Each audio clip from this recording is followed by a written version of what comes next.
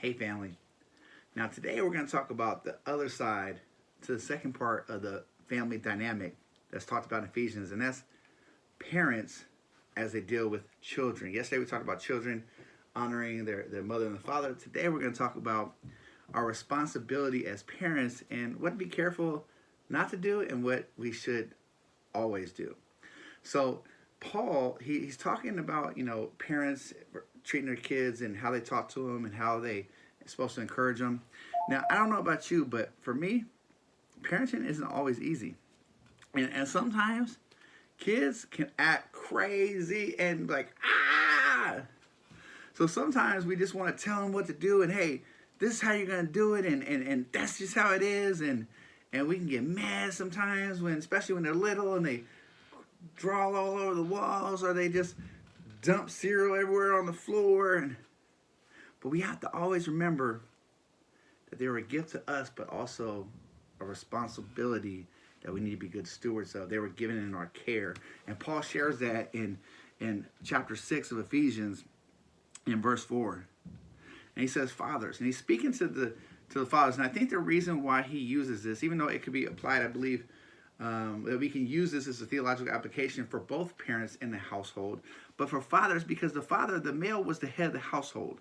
So I think, and sometimes the father, the male could be a little bit more aggressive sometimes, I think that could happen and taking place. So he says, fathers, do not provoke your children to anger and bring them up in the discipline and instruction of the Lord.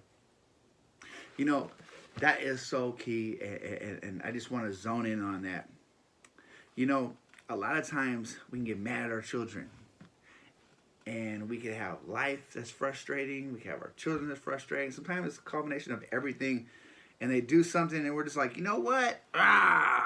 And what happens? They receive that, and guess what they do? They backlash, whether it's quietly, whether it's vocally. But it's saying, like, we have to encourage them. We have to raise them. They've been given in our care for a reason, and we have to mold them. We have to disciple them. We have to show them the ropes and train them and equip them for their future.